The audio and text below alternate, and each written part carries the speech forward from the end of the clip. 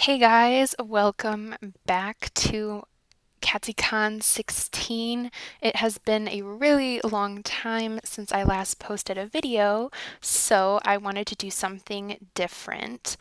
I've been watching a lot of conspiracy theory YouTube channels. I will put some that I highly recommend in the description for you.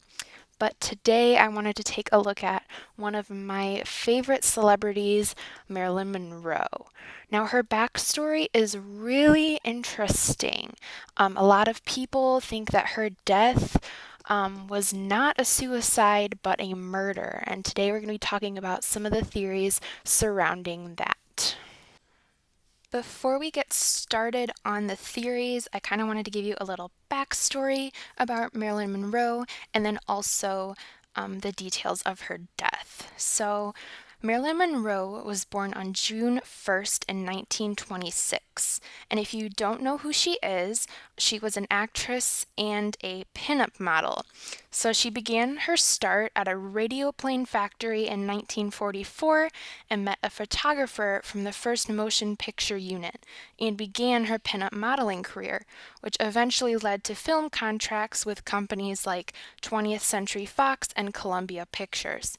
Some of her most popular movies include Niagara, Monkey Business, and Gentlemen Prefer Blondes.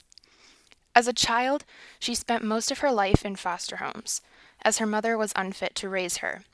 At the age of 16, she married her first husband, James Doherty, in 1942 and then divorced with him in 1946. 8 years later, in 1954, she married the baseball player Joe DiMaggio, who is actually a vital part of several of the conspiracy theories surrounding her death. So during the final months of Marilyn's life, she lived at 12305 Fifth Helena Drive in the Brentwood neighborhood of Los Angeles.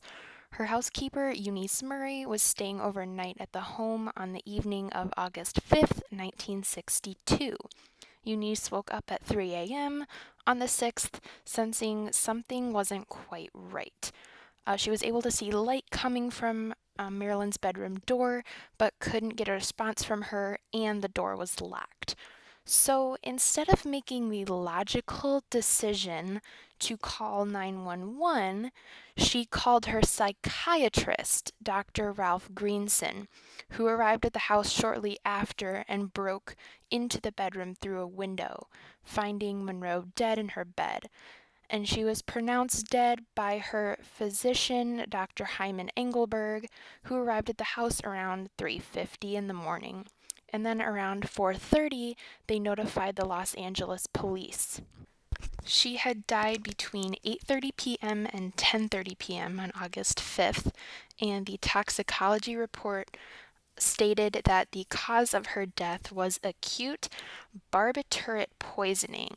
So she had 8 milligrams percent, meaning milligrams per 100 milliliters of solution, chloral hydrate, and then 4.5 milligram percent of Nembutal in her blood, and then 13 milligram percent of pentobarbital, I think I said that right, in her liver.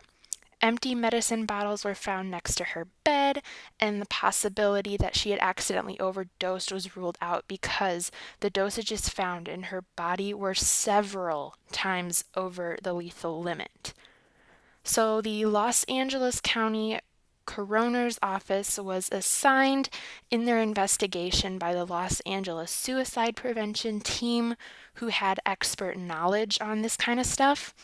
Monroe's doctors stated she'd been prone to severe fears and frequent depressions with abrupt and unpredictable mood changes and had overdosed several times in the past, possibly intentionally. So, due to these facts and the lack of any indication of foul play, the deputy coroner, Thomas Noguchi, classified her death as a probable suicide. So, the first conspiracy theory is that it was the Kennedys. So, at this time, President John F. Kennedy was obviously the President of the United States. 2 months prior to the murder of Marilyn, she had just performed a very scandalous performance of Happy Birthday for the president's 45th birthday. I'll put the video in the description so you can see it, and if you listen closely, you can even hear people gasping after and during the performance. This just solidified that her and JFK were having an affair. So, John Kennedy and his younger brother Robert are involved in many conspiracy theories revolving around Marilyn's death. However, the one I found the most interesting was this. So, there were discovered bits and pieces of FBI files that suggest that the alleged plot to murder Marilyn was carried out to silence her because she had threatened to reveal her affairs with the Kennedy brothers, and she was thought to be a liability, keeping records of conversations detailing extremely confidential government information in a little red book.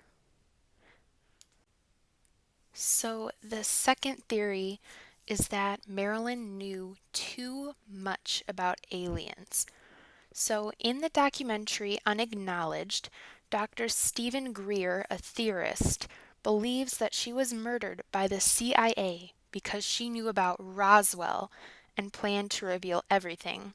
So, if you are unfamiliar with Roswell, I will link a good video about it in the description because it's a whole another story that if you'd want me to get into, I'd be happy to do a video on that.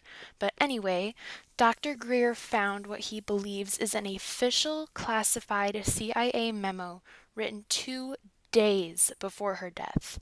And in this memo, JFK supposedly told Marilyn that he witnessed evidence of things from outer space at a secret air base. So not only was JFK spilling stuff to Marilyn, this further solidifies that they were having an affair because he didn't just talk about this with her on the street. He was talking about it with her in bed. I will repeat that. In bed. So, our last theory is that Marilyn Monroe never died.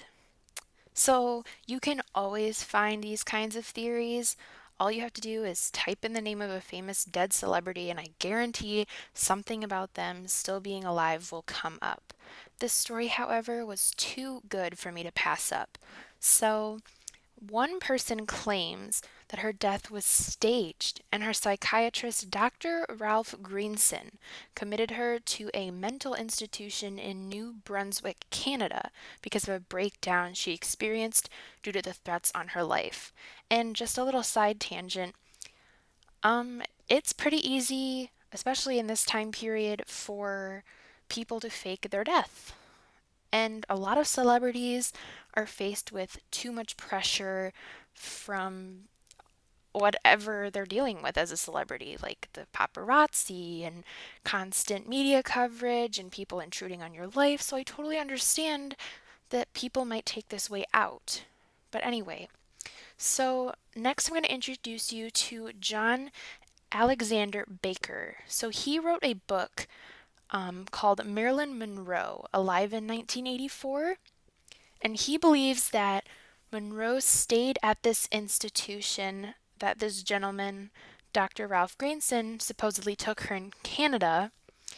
She stayed there for 20 years without being recognized before being released. So, according to the book outline, this gentleman, John Alexander Baker, says he picked up a hitchhiker in Nova Scotia in 1984 who claimed to be Monroe, a now homeless, frightened, paranoid schizophrenic. So those are the words directly from the book. And she told him of her days as a former movie star, and Baker was taken by her resemblance to Monroe as well as a similarity in her singing voice. And he admits that the woman's mental state would make her story hard to believe for most, but believes 99% that she really was who she claimed to be. Isn't that extremely interesting?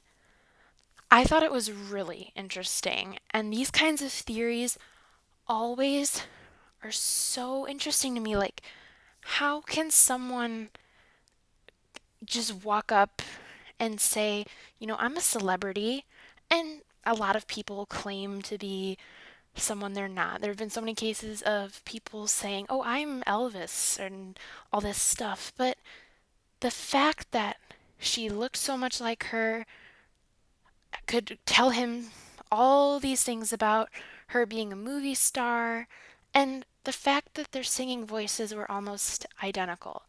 Now, there's no way we can confirm this. Obviously, this is a man's telling of a story, and there's no really logged proof, but it's interesting to think that she could still be out there. And so, to conclude this video, if you like this type of video, please give it a thumbs up and subscribe. And do not forget to hit the bell to get notifications every time I make a new video. If you have any new conspiracy theories you'd like to hear me talk about, let me know in the comments below. And if you want to hear more conspiracy theories, or if you don't, let me know. Thank you so much for watching.